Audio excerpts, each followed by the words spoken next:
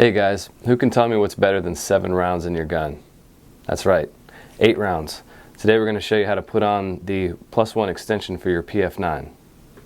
So I've got my tan grip on the PF9, and what I'm going to do right now is show you how to install a +1 extension for your PF9 magazine. For instance, I'll show you, this PF9 comes new in the box with one of these pinky extensions on here. These are kind of nice. And if you put it in the gun, you can kind of see what it looks like, and you can get more of your hand on the gun itself. And then it also comes with a flush fit. This works, I like them, the flush fit magazines. It's good for conceal. But as the video goes on, I'll show you that you can also get away with a +1 and still not print or have any issues with concealing the firearm without a whole lot of difficulty. So anyway, so yeah, we'll get right to it. I'm going to take this flush fit one here and put one of these +1 extensions on there, and hopefully it looks something like that. So what you're going to want to do is push down on this tab right here. This tab right here is actually the bottom of your magazine spring. So there's this tension here is what holds the base plate on.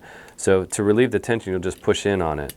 Now the technique I use to get the base plate off works for me because A, I get more leverage on this, and I'll show you what I mean in a second. And B, once you get the base plate off, the spring is actually facing downwards, so you don't have the danger of the spring under tension flying out and hitting you in the face. And you know, again, always just use caution, wear your safety glasses when you're working on these type of things and doing any kind of gunsmithing for that matter. So here's what we'll do. We'll push down on the tension on this, and we're going to slide the base plate off. It's real simple. So I'll take the scribe, kind of put it at a 45-degree angle here, and then push on the magazine, and you can see how it just slides the base plate forward. The base plate is still retaining the spring in the bottom of the magazine. So what I do after this is make sure I get my thumb over it, and I'll push the base plate off like that. And so now I can let the spring out, and it's not going to fly out, go across the room, or hit somebody, and you know, all that good stuff. So. And it's real simple to put the +1 on. So you'll push the spring down. It's just the way I do it. You know, you guys may have a better way of doing it, but and I just hold it down like this, like I'm putting a round in there.